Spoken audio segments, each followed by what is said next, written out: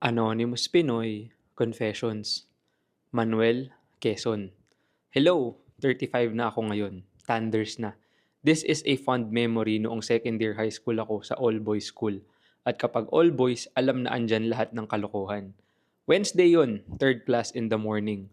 Tanda ko pa recitation yun sa Araling Panlipunan or kung tawagin namin, AP. May recitation kami noon at bilang isa sa mga makukulit na estudyante, syempre hindi ako nakikinig. Tatlo kami ng mga best friend ko, si Mark, Clifford at ako na hindi nakikinig. Matik na yon, pag may recitation, pinagtitripa namin yung mga kaklase namin at pilit silang pinapatawa habang sumasagot kay ma'am.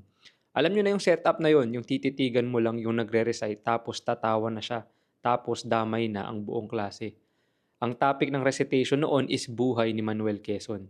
Yun lang ang tanda ko dahil tulad nga ng sabi ko, hindi kami nakikinig. So habang nanggagago kami ng kaklase, biglang tinawag si Mark ni Ma'am. Mark, mukhang tawang-tawa kayo sa ikinamatay ni Manuel Quezon ah. Baka gusto mong ibahagi sa klase anong ikinamatay niya at para matawarin kaming lahat. Si Mark biglang tayo sabay tingin sa amin ni Clifford. Yung tingin na humihingi ng saklolo at sagot. Siyempre hindi ko alam ang sagot. Tangina anong malay ko sa ikinamatay ni Manuel Quezon. Basta alam ko nasa 20 pesos siya. Namumutla na si Mark kasi hindi niya rin alam ang sagot. Ang pinag-uusapan namin bago tawagin si Mark kung ano bang pakiramdam makahits ng chonky. So ngayon, etong gagong Clifford biglang bumulong kay Mark, nag-chonky, nag-chonky.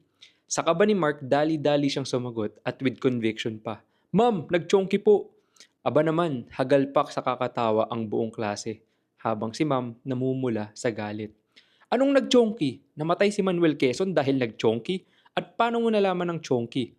Ang gagong Mark, tinawanan lang si Ma'am. Hindi rin alam ang isasagot sa follow-up question. Kaya sa huli, nag-end up si Mark sa assistant principal's office. Tapos kami ni Clifford, utas sa kakatawa.